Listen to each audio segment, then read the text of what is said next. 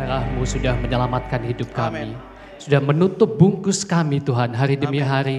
Sehingga pada hari ini Tuhan Kau izinkan setiap kami anak-anak-Mu datang ke tempat ini. Dengan sukacita-Mu yang luar biasa ya Tuhan. Terima kasih ya Tuhan, Kau izinkan kami memuji dan menyembah Engkau dengan cara-Mu yang luar biasa ya Tuhan. Dan sebentar lagi kami akan mendengarkan isi hati-Mu. Kau pakai hamba-Mu Tuhan menjadi alat-Mu ya Tuhan menyampaikan isi hati-Mu. Dan biarlah setiap kami memperoleh sukacita daripada firman-Mu ya Tuhan. Terima kasih Tuhan, terima kasih. Mari umat yang percaya, yang siap mendengarkan firman Tuhan sama-sama katakan amin. Silakan duduk Bapak Ibu, terima kasih buat WL Singer penari, musik semuanya. Puji Tuhan Bapak Ibu, selamat bertemu kembali di hari Minggu yang penuh dengan sukacita Bapak Ibu ya. Hari ini hari Minggu yang luar biasa Bapak Ibu. Karena apa Bapak Ibu? Mungkin ada yang tahu hari ini hari Minggu apa Bapak Ibu? Hari Minggu Palem ya, 100 ada yang jawab siapa itu boleh dapat sepeda dari Pak Jokowi nanti ya, ambil di Solo Bapak Ibu ya. Ya, hari ini adalah hari Minggu Palem Bapak Ibu ya, mungkin boleh ditayangkan slide saya. Ya, ini adalah hari Minggu Palem, Minggu tanggal, kok beda? Sana sini beda. Tanggal 13 April 2025 ya Bapak Ibu, sungguh hari yang luar biasa ya. Mohon maaf suara saya agak sedikit berbeda karena ya habis konser ini Lebaran Bapak Ibu ya, belum selesai Bapak Ibu ya. Puji Tuhan Bapak Ibu. Bapak Ibu yang terkasih, kita akan bangkit berdiri lagi, kita akan membaca satu ayat di dalam Matius 21 ayat 9. Boleh slide berikutnya Jen. Ya. Ya, ini ayatnya kita baca bersama-sama dengan suara keras Bapak Ibu ya. 1, 2, 3. Dan orang banyak yang berjalan di depan Yesus dan yang mengikutinya dari belakang berseru, katanya, Hosana bagi anak Daud, diberkatilah dia yang datang dalam nama Tuhan, Hosana di tempat yang maha tinggi. Bapak Ibu sebelum duduk katakan samping kiri kanan, Hosana bagi anak Daud. Serkana, puji Tuhan ya, luar biasa. Silakan duduk Bapak Ibu ya. Bapak Ibu, hari ini kita mau mendengarkan cerita ya, jadi seperti sekolah minggu Bapak Ibu ya. Mungkin ada Bapak Ibu yang waktu kecilnya nggak pernah ikut sekolah minggu, Bapak Ibu boleh angkat tangannya Bapak Ibu. Semuanya ikut ya. Saya dulu waktu kecil Bapak Ibu ikut sekolah minggu karena mau dapat stiker Bapak Ibu. Jadi saya dulu agamanya bukan Kristen ya, saya waktu itu masih ikut agama yang lain, yaitu Buddha dan Konghucu. Kemudian saya tertarik ikut ibadah sekolah minggu di suatu tempat di rumah orang. Karena apa? Karena dapat stiker Bapak Ibu. Nah, waktu itu stiker sangat mahal, nggak kayak sekarang ya, stiker udah nggak dipakai ya. Pengen sekali dapat stiker, akhirnya saya ikut sekolah minggu Bapak Ibu. Jadi nanti guru sekolah minggu jangan lupa bagi sesuatu yang menarik buat anak-anak muridnya supaya mereka datang ke sekolah minggu ya. Nah, Bapak Ibu kita akan dengarkan cerita yang menarik tentang Minggu Palem Bapak Ibu. Boleh di slide berikutnya. Ini gambar pada hari Minggu, seminggu sebelum Minggu Paskah. Yerusalem dipenuhi oleh para peziarah, yaitu orang-orang Yahudi yang taat. Dari seluruh Israel berdatangan menuju ke Yerusalem. Mereka di sana untuk apa Bapak Ibu? Untuk merayakan Paskah. Ya, para sarjana Alkitab mengatakan bahwa pada waktu itu komunitas di Yerusalem itu sebenarnya sangat sedikit. Hanya sekitar 40.000 orang. Bapak Ibu bayangkan hanya 40.000 di Yerusalem pada saat itu. Kalau kita bayangkan di Bekasi ini Bapak Ibu penduduknya hampir 2 atau 3 jutaan. Di Jakarta 7 juta. Saya coba cari-cari di Google ya. Kota mana di Indonesia yang penduduknya hanya 40.000? Saya belum ketemu Bapak Ibu. Ya, saya menemukan kota kelahiran istri saya Cirebon itu hampir sekitar 300.000 orang. Akhirnya saya menemukan di kota kelahiran saya, yaitu di Parakan, Temanggung. Mungkin ada yang pernah ke Temanggung, pernah mampir ke Parakan. Sebuah kota kecil, sebenarnya bukan kota tapi desa. Karena daerah itu dinamakan desa, desa Parakan. Penduduknya di sana ada sekitar 37.000. Jadi saya bisa membayangkan bahwa Yerusalem pada saat itu hampir mirip dengan kota kecil, kota kelahiran saya. Saya ceritakan Bapak Ibu, kota itu adalah kota yang sangat sepi. Ketika jam 5, jam 6 sore sudah nggak ada orang lewat, toko-toko udah pada tutup. Ya, dan pagi hari suasana sangat dingin karena jam 6, jam 7 itu masih ada kabut di sana. Ya begitu sangat sepi, membuat mungkin kalau orang-orang tua seperti saya pengen tinggal di sana karena suasananya dingin ya, suasananya sangat nyaman ya. Nah, Yerusalem pada saat itu hampir seperti itu Bapak Ibu. Kota yang nggak terlalu rame, kota yang sepi karena di sana hanya tinggal 40.000. Ya, tapi bayangkan Bapak Ibu, ketika hari Minggu 7 hari sebelum Paskah, banyak peziarah datang dan diperkirakan jumlahnya hampir 6 kali lipat. Atau sekitar 200 sampai 300 ribu. Jadi bayangkan, sebuah kota kecil seperti kota kelahiran saya itu datang 300 orang di sana. Bayangkan betapa ramainya, betapa sangat sibuknya, betapa sangat penuhnya Bapak Ibu. Ya, apalagi pada saat itu orang Israel mendengar kabar bahwa melalui Instagram dan TikTok Bapak Ibu pada waktu itu, ada orang yang dibangkitkan dari kematian yaitu Lazarus. Mereka pengen datang ke Yerusalem, pengen melihat. Apalagi mereka juga ingin melihat yang membangkitkannya yaitu Yesus. Yang dikabarkan di sana dia juga akan datang ke Yerusalem. Bayangkan Yerusalem dipenuhi dengan orang-orang yang datang dari berbagai negeri, ya. Dan semua tiket pertunjukan sudah sold out habis Bapak Ibu. Ya, Bapak Ibu, hotel sudah penuh ya. Seperti ketika kita Lebaran pulang kampung Bapak Ibu. Kemarin ada yang pulang kampung mungkin Bapak Ibu. Atau ada yang nggak punya kampung tapi pura-pura pulang kampung karena ingin menikmati kemacetan Bapak Ibu ya. Saya biasanya tiap tahun itu pulang kampung meskipun di kampung sudah nggak ada orang tua karena ingin menikmati kemacetannya Bapak Ibu ya. Saya merasakan senang ketika macet di jalan, berpenuh bersama-sama dengan orang yang sama-sama macet juga. Ya, melihat orang mungkin di depan kita menggunakan pickup tapi dia sukacita ya kan. Kemudian ketika kita ada di sisi kanan di tol itu bisa masuk ke jalur kontraflow, senang sekali kayaknya. Masuk kontraflow bisa cepet jalannya gitu kan. Sementara di kiri kita ada kemacetan ya. Tapi tahun ini saya nggak pulang kampung karena ada tugas di Bekasi yang harus diselesaikan, membersihkan kedai saya Bapak Ibu. Jadi saya seminggu itu kerja bakti di sana Bapak Ibu. Tapi saya kangen dengan suasana macet itu Bapak Ibu. Nah kita kembali ke Yerusalem. Suasana Yerusalem seperti ketika daerah itu dipenuhi dengan orang-orang yang datang dari kota-kota besar Bapak Ibu. Ya, kita nggak bisa lagi mencari hotel di Traveloka ataupun tiket.com. Sudah full, sold out semuanya Bapak Ibu. Ya, Bapak Ibu pernah bayangkan nggak ketika kita datang ke suatu daerah tanpa direncanakan dan ketika itu hotel yang mungkin bintang 2, bintang 3 yang awalnya harganya mungkin hanya 100 ribu, 200 ribu semalam tiba-tiba melonjak menjadi 1 juta atau 2 juta per malam. Bayangkan, itu yang terjadi di Yerusalem pada saat itu Bapak Ibu. Yuk kita lihat slide berikutnya. Mereka itu juga mudik berkumpul ke Yerusalem karena seperti keluarga-keluarga yang lain yang taat kepada Taurat. Dalam kejadian Keluaran 12 dikatakan bahwa setiap minggu Paskah mereka akan berkumpul bersama keluarga dan mendengarkan apa Bapak Ibu, mendengarkan cerita tentang keluaran, tentang Exodus, tentang pembebasan mereka dari tanah Mesir. Jadi mereka taat datang ke Yerusalem, berkumpul bersama dengan keluarga mereka dan mereka akan merayakan Paskah dengan mendengarkan cerita tentang Exodus itu. Itu yang terjadi di Yerusalem pada saat itu. Pada hari ini 2000 tahun yang lalu. Slide yang berikutnya. Nah ternyata pada hari Minggu, seminggu sebelum Paskah itu, Yerusalem juga dipenuhi dengan tentara Romawi. Karena apa? Karena Yerusalem pada waktu itu dikuasai atau diduduki oleh kerajaan Romawi. Mereka datang untuk mengawasi kerumunan. Mereka tahu pada waktu Paskah itu akan ramai. Jadi mereka nggak mau terjadi kegaduhan, nggak mau terjadi keributan, sehingga mereka mempertunjukkan kekuatan pasukannya supaya menjaga keadaan tetap terkendali. Jadi bayangkan Yerusalem yang dipenuhi dengan orang-orang, dipenuhi juga dengan tentara Romawi yang ada di setiap sudut kota Yerusalem, dan mereka mempertunjukkan kekuatannya. Lu jangan macam-macam di hari Minggu ini karena gue ada di sini katanya. Tentara Romawi yang menggunakan senjata dan tameng yang sangat kuat. Tapi apa yang terjadi Bapak Ibu? Slide berikutnya. Dalam suasana ketegangan itu, dalam suasana yang mencekam itu, dalam suasana ketakutan itu, datang Yesus memasuki kota dengan seekor keledai. Secara terbuka, seperti mengejek prosesi kekaisaran yang memamerkan kekuasaan militernya.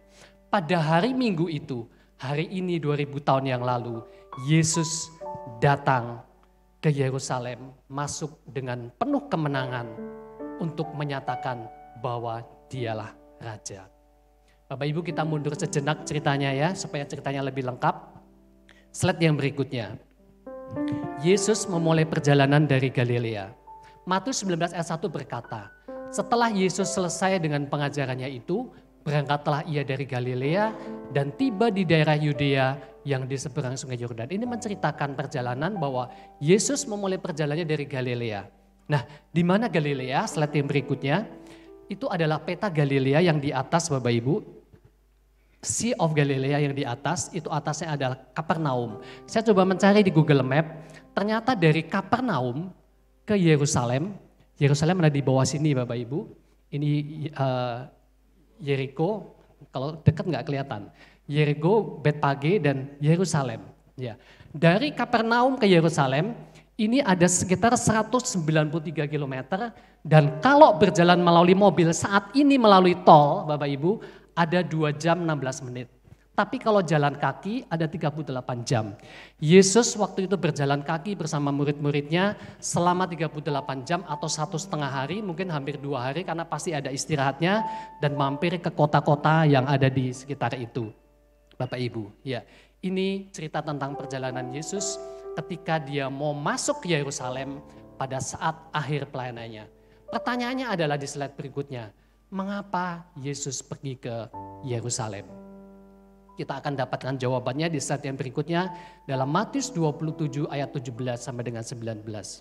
Ketika Yesus akan pergi ke Yerusalem, ia memanggil ke-12 muridnya tersendiri dan berkata kepada mereka di tengah jalan, sekarang kita pergi ke Yerusalem dan anak manusia akan diserahkan kepada imam-imam kepala dan ahli-ahli Taurat dan mereka akan menjatuhi dia hukuman mati. Dan mereka akan menyerahkan dia kepada bangsa-bangsa yang tidak mengenal Allah supaya ia diolok-olokkan, disesah dan disalibkan dan pada hari ketiga ia akan dibangkitkan. Ini Yesus belum ke Yerusalem. Dia baru mau pergi ke Yerusalem, tapi dia sudah tahu bahwa dia akan pergi ke Yerusalem dan dia akan disiksa dan disesah di sana dan disalibkan dan mati dan dibangkitkan. Bapak Ibu, kalau kita jadi Yesus pada waktu itu, gue tahu nih nanti di Yerusalem gue mau disesah, disalibkan. Kira-kira kita mau jalan gak ke Yerusalem? Mungkin kita takut pulang gak jadi.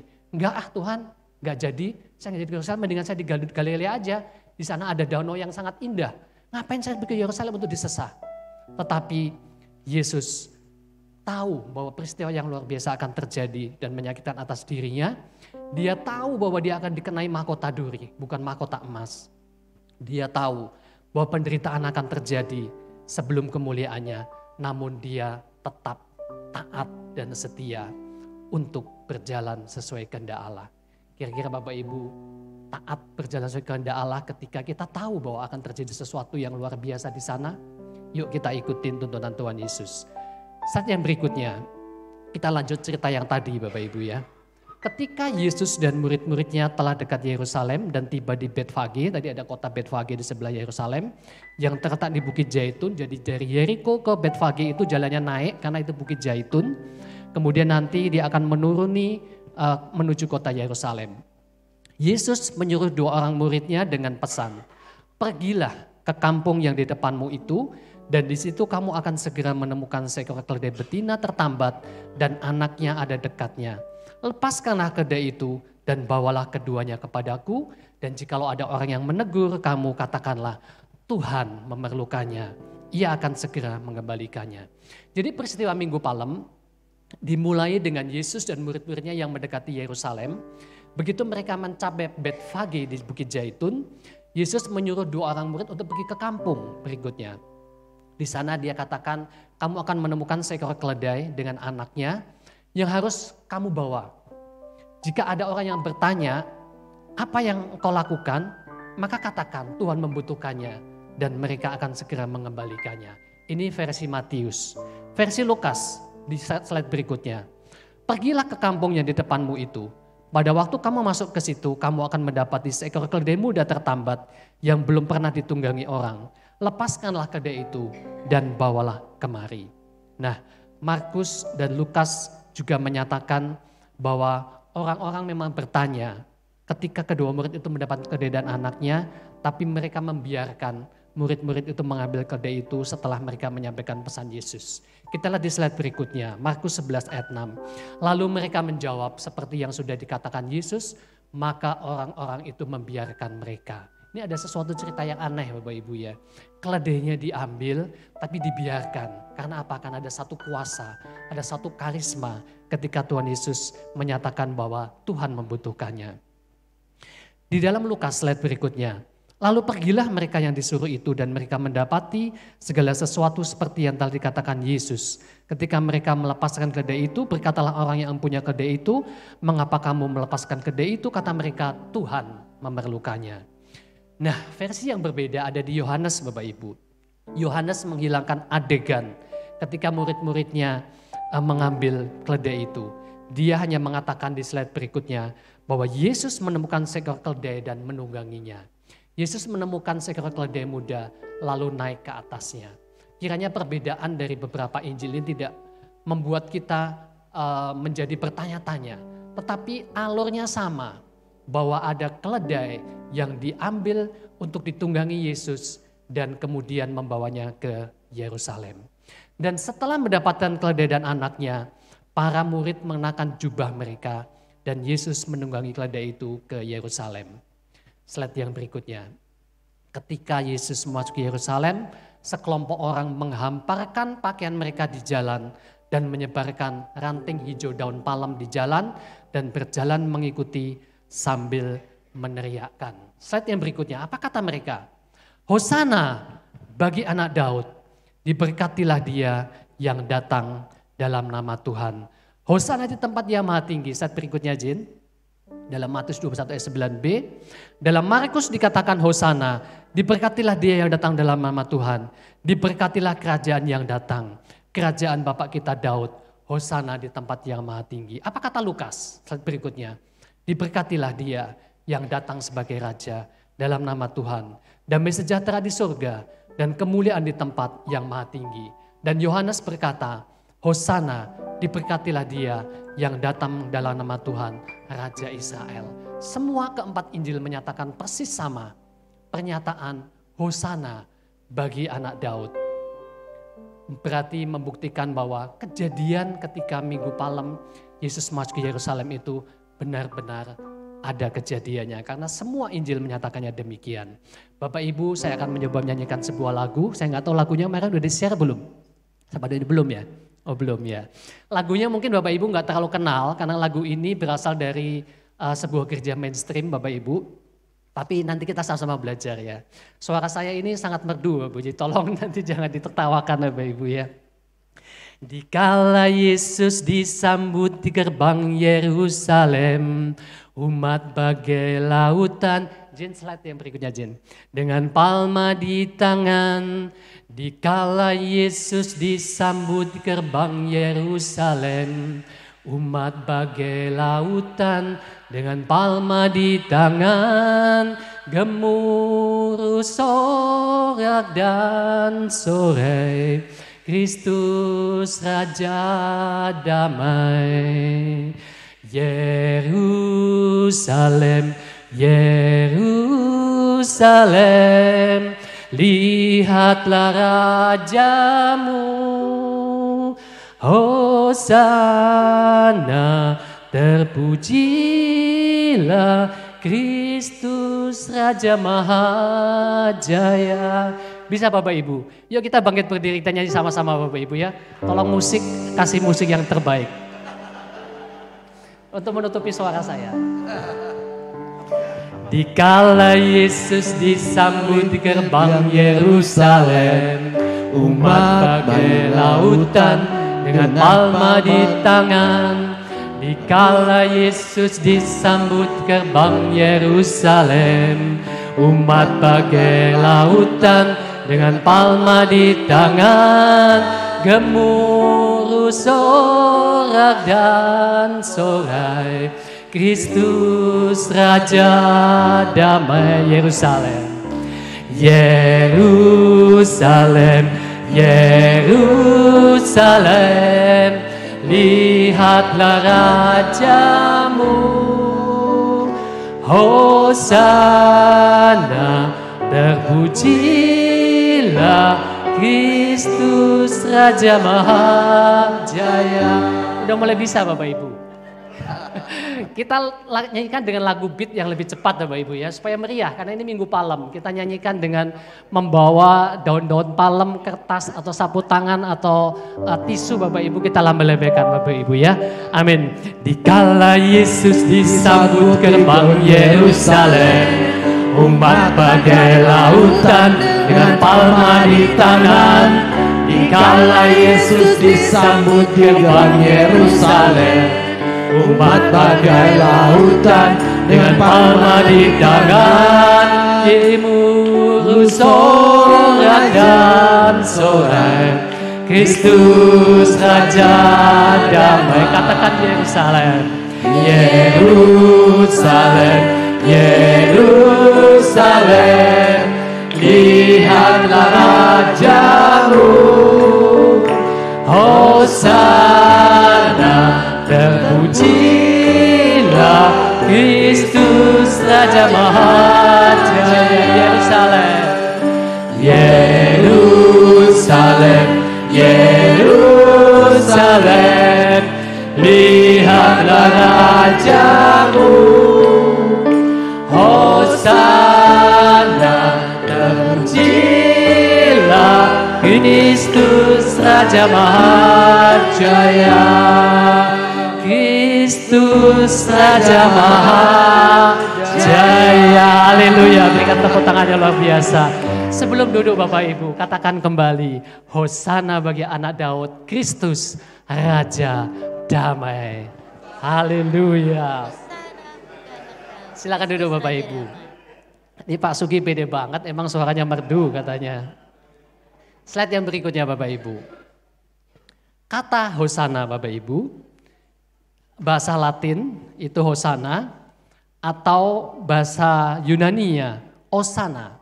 Itu berasal dari bahasa Ibrani yaitu Hosiana dan atau bentuk pendeknya Hosena. Ya.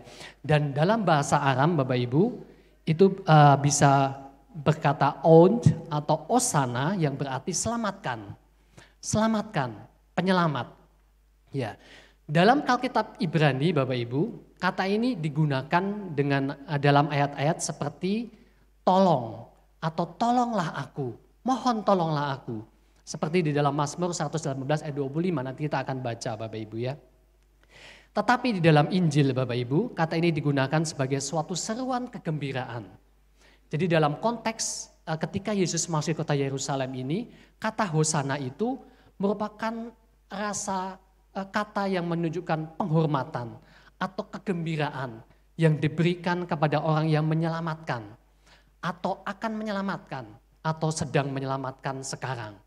Jadi Bapak Ibu di slide berikutnya, oleh karena itu maka hari Minggu Palem, hari ini minggu sebelum Minggu Paskah diperingati sebagai Minggu Palem yang merupakan awal Pekan Suci. Di slide berikutnya ini adalah Pekan Suci.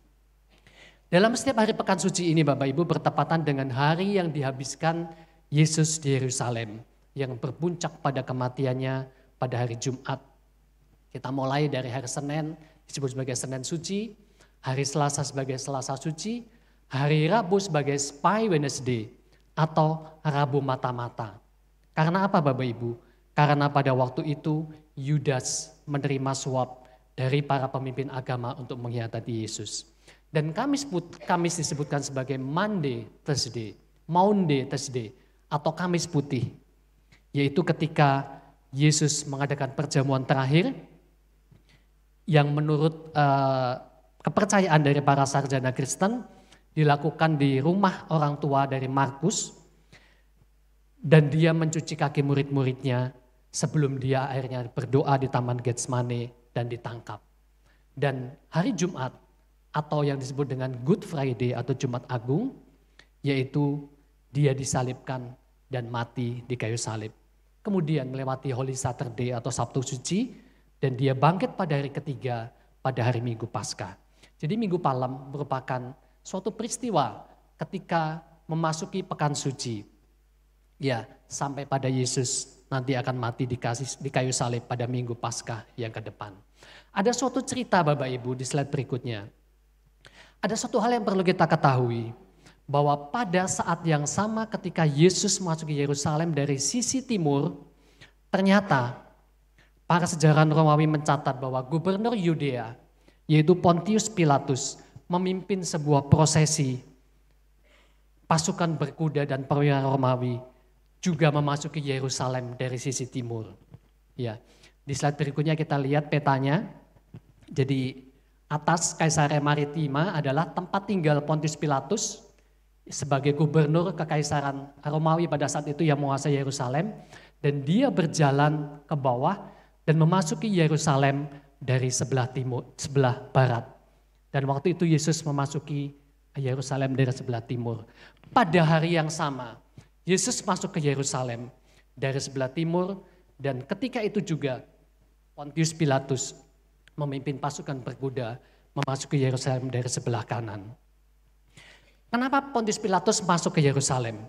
Dia sebagai gubernur Romawi pada saat itu, dia merasa bahwa ini tanggung jawab dia untuk mengamankan ketika Minggu Paskah itu terjadi di Yerusalem. Jadi dia datang dengan pasukan yang sangat besar untuk menunjukkan bahwa ini gue lo, jangan lo macam-macam di Minggu Paskah.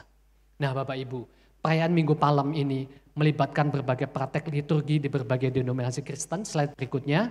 Perayaan ini sering dilakukan dengan membagikan daun palem kepada jemaat. Mungkin Bapak Ibu suka melihat ya di beberapa gereja-gereja mainstream, mereka membawa daun palem hari ini dan melakukan prosesi untuk mengenang dan menghormati masuknya Yesus ke Yerusalem. Ini ada perayaan Minggu Palem di Kupang. Ini tanah kelahirannya Helen. Helen lahir di Kupang atau di Jakarta? Bapaknya Helen ya. Kemudian di Filipina karena mayoritas Katolik, mereka saat ini di jalan-jalan melakukan prosesi Minggu Palem. Di Jakarta di katedral biasanya, bahkan di Israel Bapak Ibu. Mereka melakukan prosesi untuk mengenang Minggu Palem. Karena Minggu Palem itu berfungsi sebagai pengingat perjalanan Yesus menuju salib, yang membandingkan sambutan awal dia datang ke Yerusalem sebagai raja, tetapi kemudian dia menderita dan melakukan pengorbanan yang akan mengikutinya di hari Jumat Agung nanti. Nah Bapak Ibu, apa yang terjadi ketika Yesus ada di Yerusalem? Slide yang berikutnya. Ini saya nggak akan bacakan semuanya karena yang pada waktu seminggu ini ternyata banyak sekali yang dilakukan Yesus. Ya, Yesus menangisi Yerusalem. Yesus menyucikan bait Allah. Nah, versi menyucikan bait Allah ini juga ada dua macam Bapak Ibu. Ya, versi Markus, Yesus masuk ke Yerusalem dan menyadari bahwa hari sudah larut malam. Sehingga dia menginap di Betania dan kemudian esoknya dia kembali ke bait suci dan membersihkan bait Allah pada hari berikutnya. Tapi versi Matius dan Lukas pergi ke bait suci pada hari itu juga dan membersihkannya. Sambil mengatakan bahwa orang-orang sudah menjadikan bait suci menjadi sarang penyamun. Tapi Yohanes menggambarkan Yesus membersihkan bait suci pada kunjungan sebelum dia ke Yerusalem di awal pelayanannya. Jadi sarjana-sarjana Alkitab menyebutkan bahwa Yesus datang 2 kali untuk membersihkan bait suci, yaitu pada waktu awal pelayanannya dan pada waktu akhir pelayanannya. Ketika Yesus mengklaim bahwa ia akan membangun kembali bait suci dan yang hancur dalam 3 hari. Ya.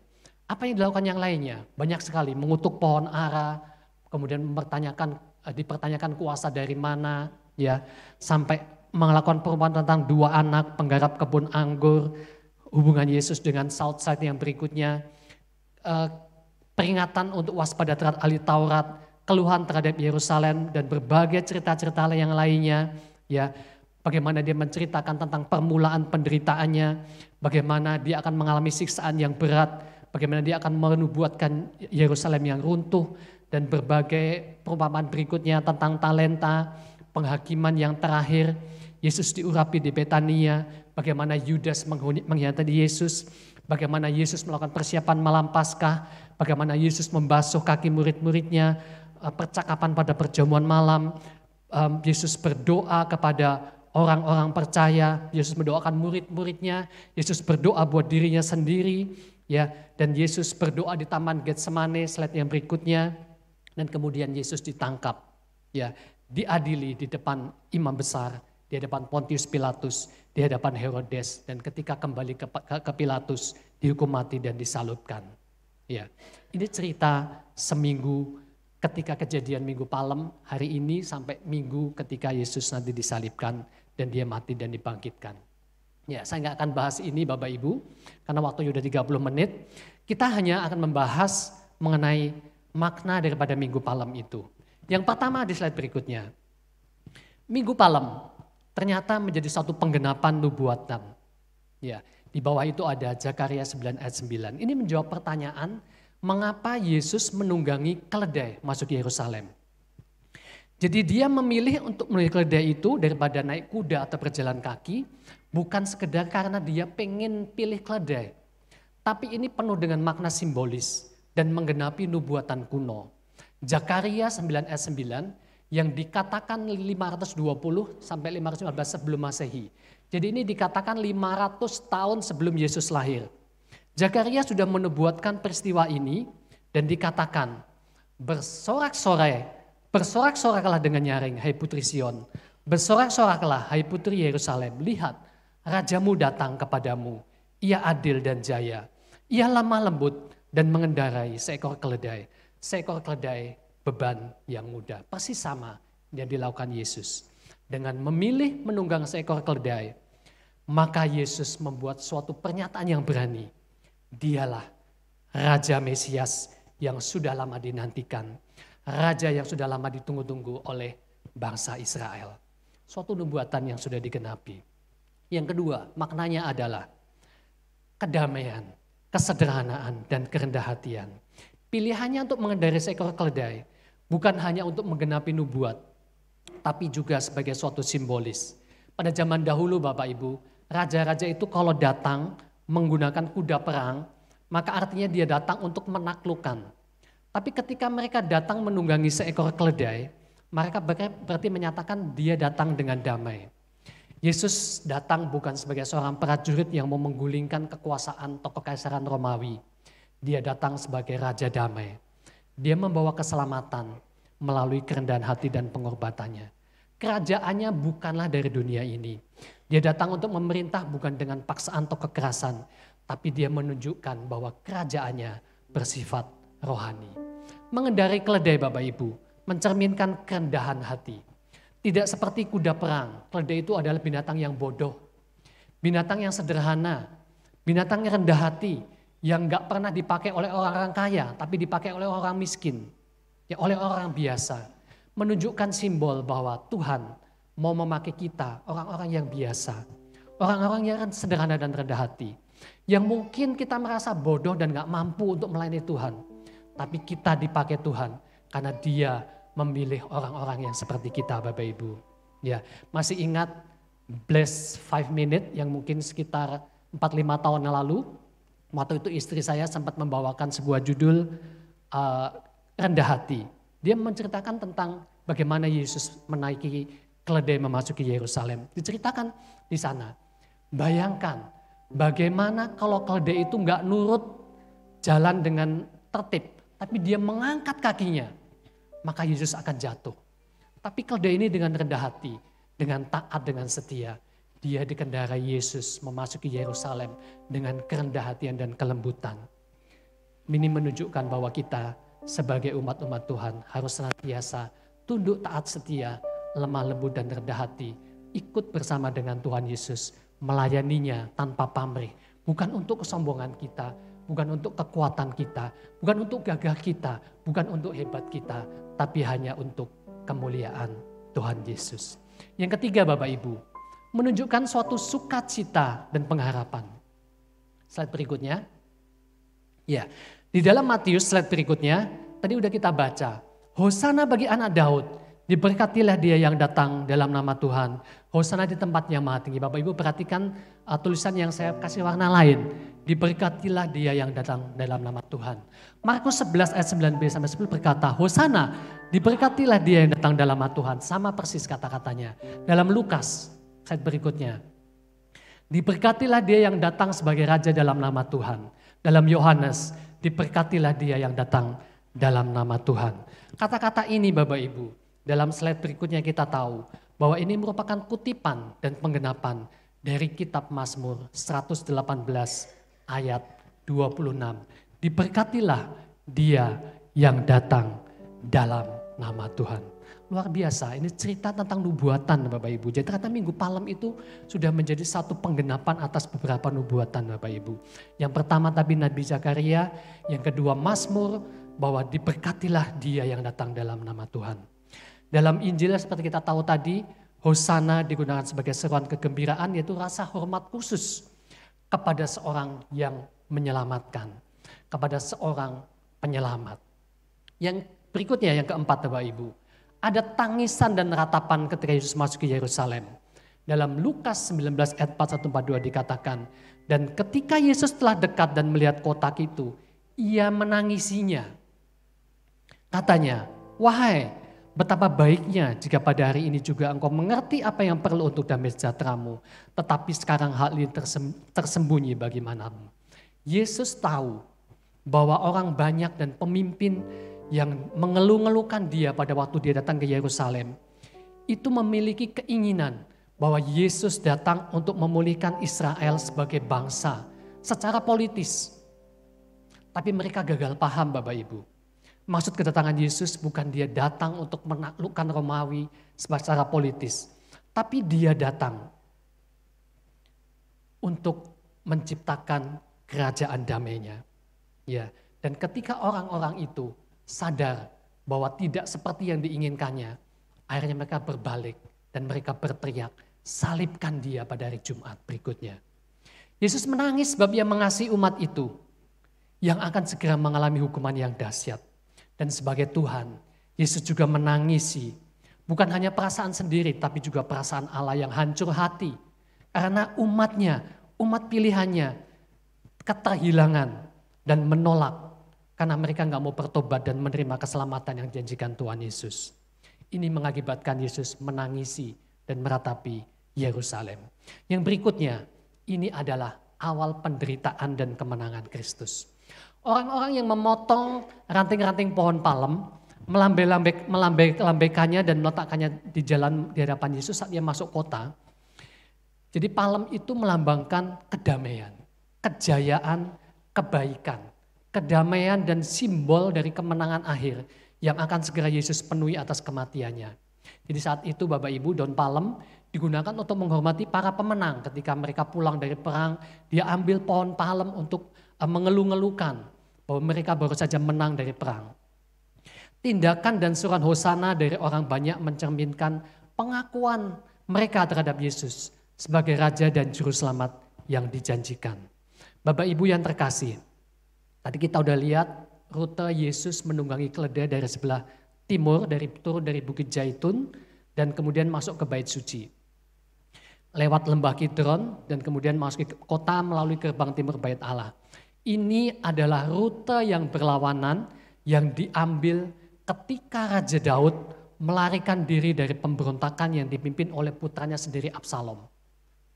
Ini menunjukkan simbol bahwa Yesus datang ke Yerusalem untuk melambangkan dan memenuhi nubuatan pemulihan tahta Daud.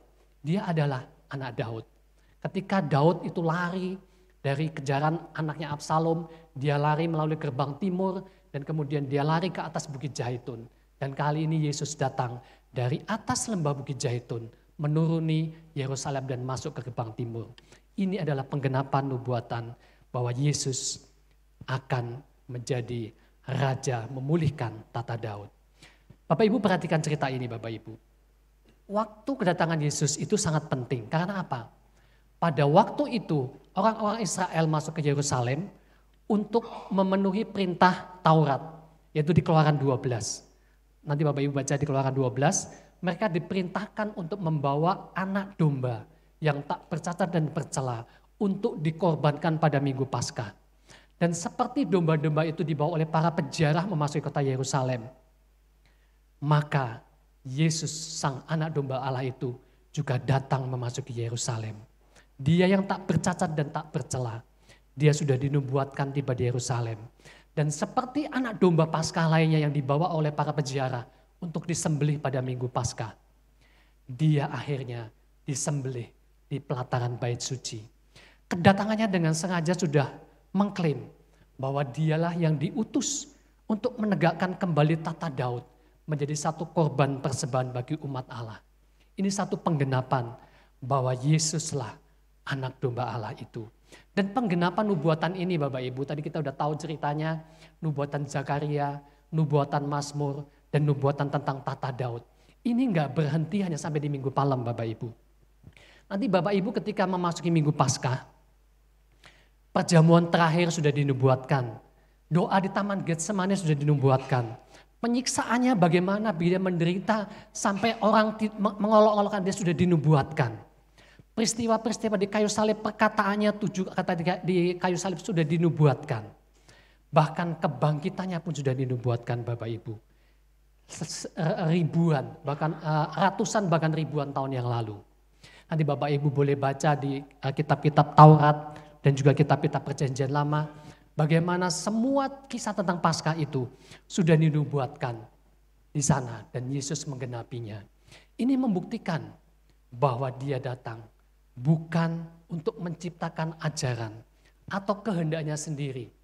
Tetapi dia datang untuk menggenapi rencana dan kehendak Bapanya di surga. Ini membuktikan bahwa dia enggak seperti pemimpin agama yang lain. Pemimpin agama yang lain datang untuk menciptakan ajarannya, untuk menyatakan kehendaknya. Tapi Yesus datang bukan untuk menyatakan kehendaknya atau pikirannya, tapi dia datang untuk menggenapi nubuatan Bapa di surga yang sudah dinyatakan oleh para nabi-nabinya ratusan bahkan ribuan tahun yang lalu. Amin Bapak Ibu, ini meyakini satu iman bahwa kita menyembah Tuhan yang benar. Bukan Tuhan yang dia datang maunya sendiri, tetapi dia yang datang karena memenuhi kehendak Bapa di surga. Bapak Ibu, ketika kita semua membawa anak domba Allah itu pulang ke tempat di mana kita menjalani hidup kita, ketika kita membawanya dalam setiap ruangan kamar kita, dalam setiap ruangan kerja kita, di dalam setiap usaha kita, dalam setiap pekerjaan kita, di dalam setiap keluarga kita, untuk istri dan anak-anak kita, untuk suami kita, maka kepenuhan dan berkat keselamatan akan terjadi dalam kehidupan kita. Amin Bapak Ibu. Yuk jangan senantiasa kita takut untuk menyatakan kebenaran ini. Karena dia datang untuk menggenapi kehendak Bapa di surga. Yang terakhir Bapak Ibu, satu refleksi. Bahwa Minggu Palem mengajak kita semua untuk merenungkan Yesus Kristus datang sebagai Raja yang rendah hati. Membawa kedamaian dan keselamatan. Mendorong kita semua untuk mempersiapkan hati. Sebentar lagi ada peristiwa-peristiwa penting. Peristiwa-peristiwa Minggu Suci dan perayaan Paskah. Yaitu dengan cara menerima kuasa dan kasih pengorbanan anak domba, putra Allah yang sempurna yang datang ke Yerusalem. Hari ini 2000 tahun yang lalu pada Minggu Palem. Dan kemudian dia akan mengalami penderitaan dan mati pada hari Jumat nanti dan bangkit pada hari Minggu Paskah. Dan kita menerimanya di hati kita. Hari ini kita mulai menerima Yesus sebagai Juru Selamat yang rendah hati dan menyelamatkan kita. Amin Bapak Ibu. Yuk kita bangkit berdiri, kita berdoa. Terima kasih Tuhan. Engkau sudah menyatakan kebenaran yang luar biasa ya Tuhan. Bahwa Engkau datang ya Tuhan. Sebagai Tuhan yang penuh dengan kerendahan hati. Mengajar kami untuk rendah hati dan senantiasa untuk Tuhan datang kepadamu. Melayani Engkau dengan sungguh hati. Bukan karena gagah dan kuat kami. Tapi karena Engkau yang sudah mengajar kami untuk rendah hati dan melayani dengan sungguh. Terima kasih ya Tuhan, biarlah firman yang singkat ini menjadi suatu sukacita dalam hidup kami. Mempersiapkan hati kami memasuki hari Paskah yang akan datang ini ya Tuhan. Dengan sukacita menerima Engkau Sang Juru Selamat di dalam hati kami. Bapak Ibu sebelum saya mengakhiri firman ini kita nyanyikan lagu kembali.